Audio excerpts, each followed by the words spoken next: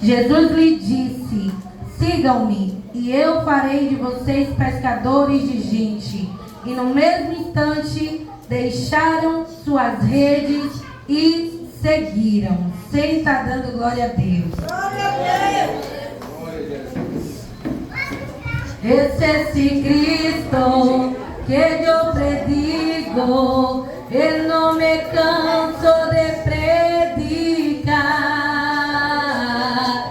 Saralo de enfermedad, fora lo sair, cantá-las poder nos dar. Então alabarei, então alabarei, então alabarei a Cristo meu Senhor. Então alabarei, então alabarei, então alabarei a Cristo meu Senhor. Ó, vamos cantar assim, ó. Alabarei, alabarei, alabarei, alabarei, alabarei a meu Senhor. Alabarei, alabarei, alabarei, alabarei, alabarei a meu Senhor. Da igreja. Alabarei, alabarei, alabarei, alabarei a meu Senhor. Alabarei, alabarei, alabarei, alabarei,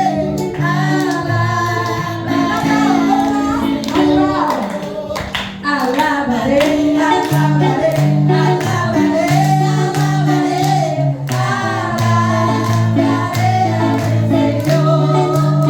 alabarei,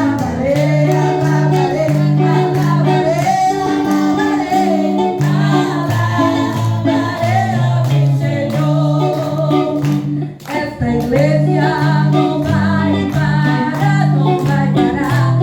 Esta iglesia não vai parar, não vai parar.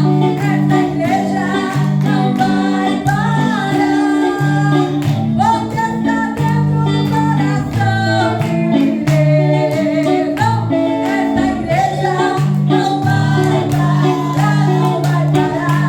Esta igreja não vai parar, não vai parar. Esta igreja não vai parar, porque está dentro do coração de Deus.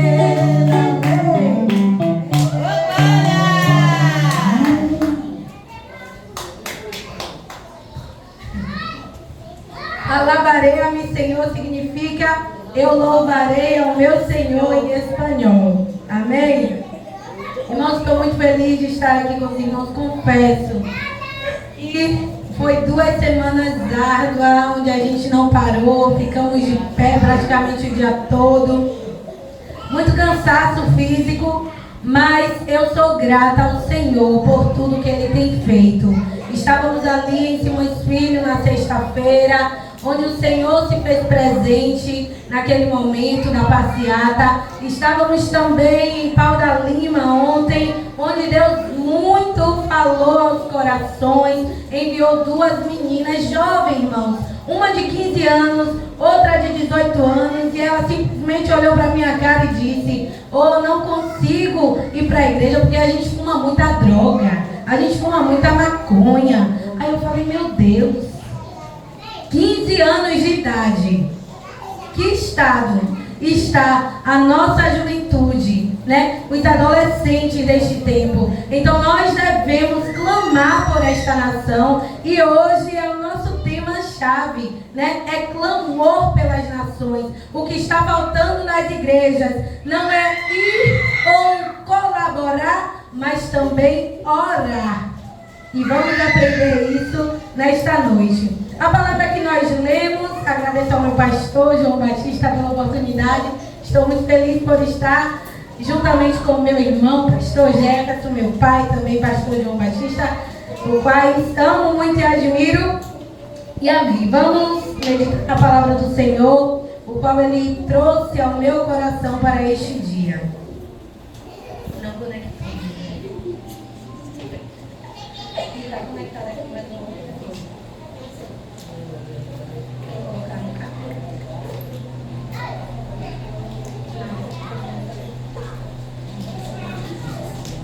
Dá glória a Deus, igreja. Vai dar glória a Deus a Ele. Dá glória a Deus, dá glória a Deus. Aleluia, Jesus. Amém. Vamos lá. Mateus 4:19. Vai nos contar onde Jesus ele passa a conhecer Pedro. Jesus ele estava ali no início do seu ministério. Se você olhar nos capítulos, as crianças, presta atenção aqui na tia, ó. Crianças, presta atenção na tia. Agora é a hora da palavra. A hora da palavra é um momento de reverência ao Senhor. É necessário o silêncio. Quando eu era criança, eu aprendi uma música, ó. Na casa de Deus é bem quietinho, é bem quietinho, é bem quietinho. Porque é a palavra que vai nos ensinar. A palavra não é só para os adultos. Porque tem muitos adolescentes e jovens no mundo porque não estão prestando atenção na palavra de Deus. Vocês já entendem. Então prestem atenção na palavra do Senhor. Então aqui, Jesus ele está no início do seu ministério. E ele chega simplesmente até Pedro e André, que estava ali lançando as suas redes ao mar, pescando peixes. E Jesus simplesmente olha para eles e chama eles para segui-lo. Jesus ele fala: sigam-me e eu farei de vocês pescadores de gente. E no mesmo instante eles deixam as suas redes e passam a seguir ao Senhor. Agora veja, André ele conheceu a Jesus um pouco antes de Pedro. Se a gente for olhar no Evangelho de João, primeiro do 35 ao 42, André, ele conheceu a Jesus através do precursor do caminho, que foi o profeta João Batista. E André, ele conheceu a Jesus através do profeta João Batista. E o que é que André fez diante desse conhecimento? Ele propagou o reino, não só para algumas pessoas, mas para a sua família. E aqui eu já quero entrar com o primeiro ponto nessa pregação. Vamos falar de 3 pontos.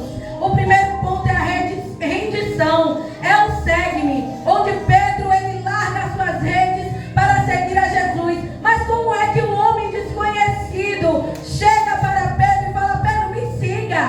E sem ele conhecer, ele vai passar a seguir. Tem como, igreja? Sim ou não? Não. Não tem como.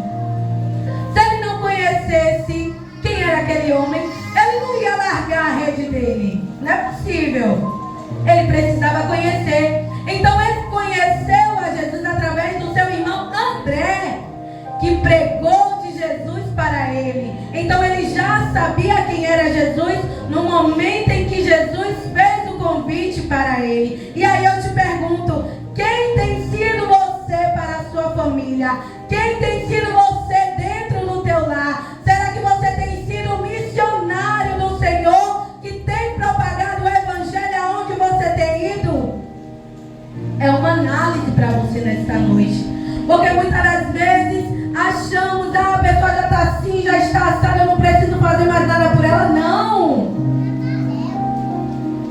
O papel da igreja é continuar sempre nas pessoas, porque o valor de uma alma custou muito caro. Então Pedro ele larga as suas redes agora para seguir Jesus. E agora, se você quiser acompanhar, vá para Atos 12. É onde tem o tema da nossa pregação desta noite.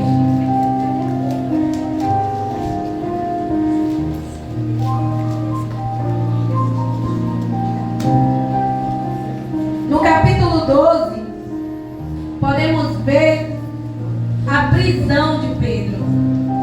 Jesus, ele agora segue para o céu, seus discípulos permanecem na terra, pregando o evangelho. E agora, Pedro, ele continua o ministério, pregando de Jesus naquela nação. E naquela época, existia um rei, que era chamado de Rei Herodes Agripa, o qual começou a perseguir as pessoas que estavam falando de Jesus. E ele começou pegando Tiago e matando a espada. Logo depois disso, você vai ver no capítulo 12 aqui, que os judeus, eles ficam muito alegres com tudo isso. E agora o rei Herodes, então, achou por bem encarcerar Pedro, prender a Pedro, aquele que estava falando do amor de Cristo para a humanidade. E o que me chama muita atenção, irmãos, é que Deus, Ele até permite o isolamento no nosso ministério às vezes, e está tudo bem, para a gente entender que às vezes não dependemos de aplausos, mas dependemos de intimidade com Deus.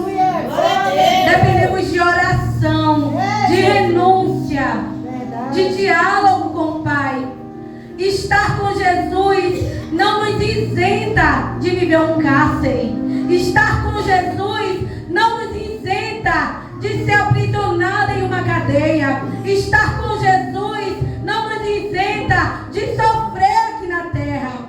Mas estar com Jesus é a garantia eterna que teremos a paz que excede todo entendimento. E aí segue, quando Pedro ele vai preso, aquele rei Herodes coloca 4 escoltas com um total de 16 soldados.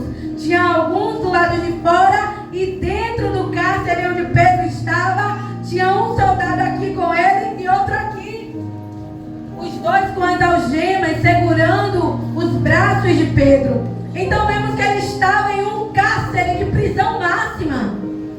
Era impossível ele sair daquele lugar. Mas existe um Deus que pode todas as coisas. E Pedro, ele era um homem que ele tinha um grande ministério, né? Ele era um homem de grande autoridade perante ao Senhor. E o que é que acontece no capítulo 12? No versículo 5, a Bíblia nos enfatiza em dizer que enquanto Pedro estava no cárcere, a igreja orava fervorosamente a Deus por ele. Você entendeu essa palavra? Glória a Deus. Se eu fosse você, eu começava a dar glória. Eu vou ler de novo. Enquanto Pedro estava no cárcere, a igreja orava fervorosamente. Em outras traduções, vai dizer que a igreja orava incessantemente. E o que é orar incessantemente? É orar sem parar. A igreja não orou 24 horas ou 30 minutos, não. Ela orou incessantemente até que Pedro fosse solto. Glória a Deus. Você entendeu? Glória a Deus. O segundo ponto é o cárcere. E que às vezes, vamos levar para os dias de hoje, quantos irmãos estão dos nossos lados? Vocês viram essas cadeiras? As frases que tem nas cadeiras? Quantos irmãos nossos estão encarcerados? Quantos irmãos nossos estão aprisionados? Mas nós simplesmente deixamos de orar, simplesmente por pensar, não, ele está aqui porque ele quer. Ele está aqui porque ele quer, ele já conhece o Evangelho. Não! Quando o irmão está encarcerado, o meu e o seu papel não é de julgar. Olha esse papel aqui, o que é que está escrito? Esse papel aqui na frente, lê aqui para mim, todo mundo, por favor. Não, ninguém está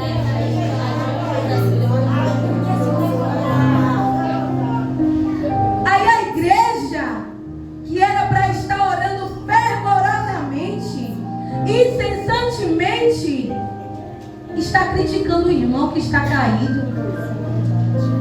Que missão é essa, irmão? Missão começa aqui. Se eu não sei lidar com meus irmãos daqui, que estão em pecado, que estão caídos, como é que eu vou lidar com pessoas de fora? Meu Deus, aleluia, forte. Eita glória. Hoje, quando olhamos para os nossos irmãos, quando olhamos para Pedro, nós vemos o Pedro que afunda. Lembra que Pedro, ele andou pelas águas? A gente esquece às vezes disso. Falando dos nossos irmãos atuais, a gente esquece que teve um irmão que estava aqui no altar pregando. Hoje, ele está encarcerado no mundo. Só quem já viveu no mundo sabe o quão é doloroso largar para seguir a Jesus. A gente olha para o Pedro que está afundando, mas não vê o Pedro que olhou para Jesus e andou sobre as águas. A gente olha para o irmão que está no mundo, mas não enxerga mais o irmão que estava em cima do púlpito. Eu preciso olhar com amor para as almas. Eu preciso entender aquela pessoa, ela tem um chamado de Deus. Ele é um grande pregador, ela é uma grande missionária. Porque enquanto só levantamos a nossa mão para apontar, a nossa boca para acusar, sempre vai ter pessoas caídas no mundo, sem querer voltar para Cristo. Porque a nossa maior arma hoje é o nosso psicológico. E as pessoas, elas se afetam, sim. Então tenha empatia pelas pessoas. Veja bem o que você fala. O seu papel não é de julgar, não. Deixe que Deus faça isso. Vamos parar com essa mania triste de querer julgar as pessoas. Quando vier o seu pensamento, Jesus repreende em nome de Jesus. Não julgueis para que não sejam julgados. É a Bíblia quem fala. Pedro, ele estava encarcerado. E agora, os irmãos, eles oram incessantemente pela vida de Pedro. E o que é que acontece? Deus, ele envia um anjo para tirar Pedro daquela prisão. E simplesmente, Pedro, ele sai andando, caminhando tranquilamente da prisão. Até sem entender, mas não vamos chegar na outra parte da história. Vamos ficar somente até aqui, porque o horário já não nos espera. Mas Pedro, ele sai tranquilamente da prisão. Mas por quê? A igreja orou fervorosamente pela vida dele, sem parar. Então hoje eu quero te convidar a orar pelas almas que estão perecendo neste mundo. Acontece que estamos nos preocupando tanto com nós mesmos. Estamos nos preocupando com casa, com trabalho, com filhos. E esquecemos do essencial. Esquecemos do mandato do Senhor, que é o ide para as nossas vidas. Hoje, o mundo está na cela de que Pedro estava. E o que nós estamos fazendo? Estamos sendo coniventes com isso. O que é conivente? É aceitar. E sabe o que é que falamos? A tendência é piorar. Quem já falou isso aqui? Muita gente, né? A tendência é piorar. Eu já falei isso diversas vezes, até eu entender o verdadeiro evangelho de Cristo. A tendência, irmãos, não é piorar. Porque um servo de Deus que está verdadeiramente em Cristo, ele não pode aceitar que a tendência é piorar. Enquanto você fala a tendência é piorar, os países estão sofrendo, mulheres estão sofrendo, crianças estão sendo estrupadas, crianças estão sendo roubadas. E o que você tem feito diante disso? Você tem sido conivente. Sabe por quê? Porque você não tem orado incessantemente. E hoje eu quero convidar vocês a orar por 197 países. E nós fazemos parte desses 197 países. Em 2 Crônicas vai nos dizer assim, ó, no capítulo 7. E se o meu povo, que se chama pelo meu nome, se humilhar e orar e buscar a minha face e se converter nos seus maus caminhos, então eu ouvirei dos céus, perdoarei os seus pecados e sararei a sua terra. E ele diz mais: estarão abertos meus olhos e atentos os meus ouvidos à oração que se fizer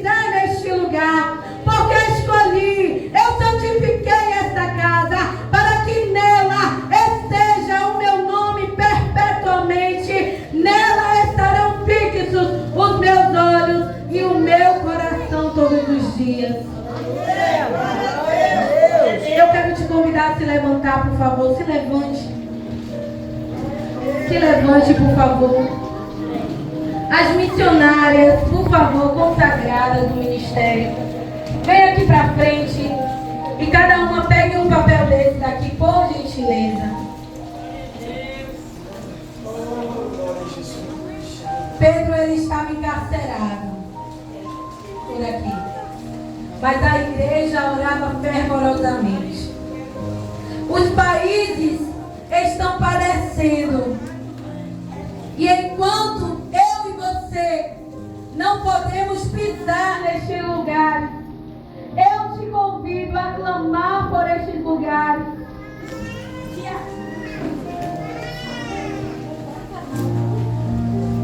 Eu quero também a irmã Cristina, a irmã Josi, por favor. Vem cá, meu amor, vou pegar aqui esse papel em nome de Jesus. E quando eu estava em casa, Deus ele me mostrou algumas pessoas para esta grande responsabilidade. Eu não quero que somente elas orem não, mas hoje eu quero convocar toda a igreja para clamar por países que estão padecendo, por países que estão sofrendo. E enquanto eu e você não entendemos a importância de clamar por estas pessoas, nada vai acontecer. Porque quando orarmos de fato, de verdade, incessantemente ao Senhor, Ele ouvirá o nosso clamor. Nós não podemos nos conformar com a tendência a piorar, não. Enquanto estivermos neste mundo, o meu papel e o seu papel é orar por estas nações. Thaís, vem também, pega um papel aqui, Thaís, por favor.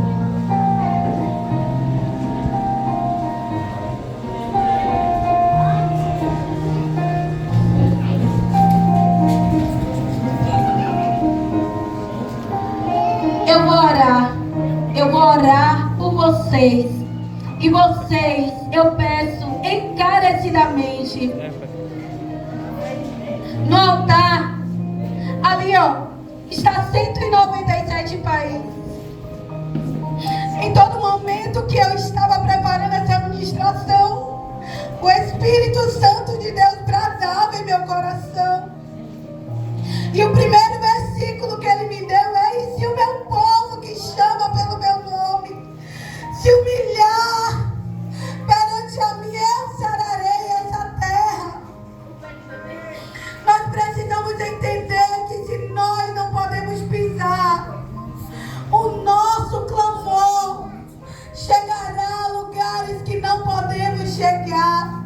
Eu estou convocando vocês para uma guerra. Vocês estão com 197 países na mão. Vocês estão com 5 continentes nas suas mãos. E eu quero ver essa igreja clamando. Eu quero ver as crianças clamando. Eu quero ver os irmãos clamando. Clame em alta voz. Peça a Deus por estes países. Porque agora, neste momento, talvez tenha missionários sofrendo e padecendo dor. Talvez tenha pessoas passando fome neste momento. Enquanto eu e você estamos nos conformando com a neutralidade, enquanto eu e você estamos nos preocupando com o nosso próprio nariz, tem pessoas sofrendo e no inferno sem Jesus. Igreja, não podemos ser neutros diante do que Satanás tem feito. Ser neutro é ser conivente. E ser conivente é aceitar. É você ver o erro deste mundo e aceitar. Oh, preste atenção no que eu vou falar agora. Enquanto não orarmos, seremos coniventes com o regime que executa cristãos.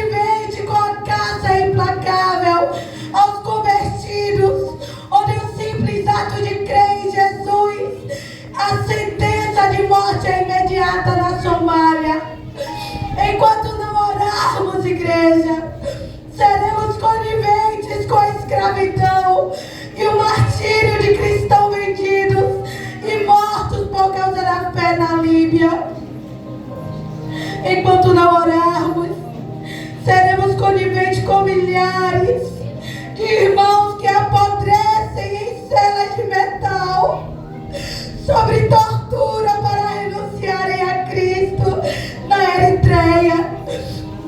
Enquanto não orarmos, igreja, seremos coniventes com a fome extrema e a perseguição brutal que obriga os cristãos a viver escondido na dor do Iêmen. Enquanto não orarmos, seremos coniventes com o terrorismo que incendeia aldeias cristãs e sequestra crianças para a escravidão na Nigéria. Enquanto não orarmos, seremos coniventes com leis de blasfêmias que condenam inocentes à morte para destruir famílias na fé do Paquistão. Enquanto não orarmos, seremos coniventes com a perseguição que transforma lares em esconderijo, tratando cristãos como criminosos. Enquanto não orarmos, seremos coniventes com o regime que eliminou a liberdade cristã, onde ser seguidor de Jesus é uma condenação de morte invisível no Afeganistão. Enquanto não orarmos, igreja, seremos coniventes com a destruição sistemática de igrejas e a perseguição que tenta apagar o nome do Senhor naquela nação, no Sudão.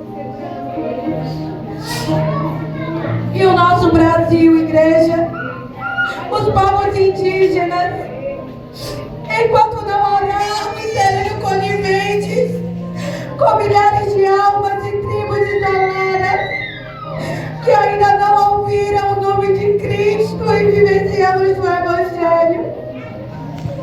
E a nossa nação, enquanto não orarmos, seremos coniventes com a violência que devora nossas famílias, com a inversão de valores que tenta substituir a verdade da Bíblia pelo que é incorreto e imoral. Enquanto a família é degradada, o cristão ele está se silenciando diante do erro, está abandonando o padrão da palavra de Deus. E a minha pergunta para você hoje, igreja, é: se não temos recursos, não é se temos recursos, é se temos clamor no coração. Se fomos nós a interceder por este mundo, quem será? O clamor é a nossa única arma que vai atravessar barreiras que eu e você não conseguimos atravessar. Por isso, nesta noite, eu te convido agora a clamar.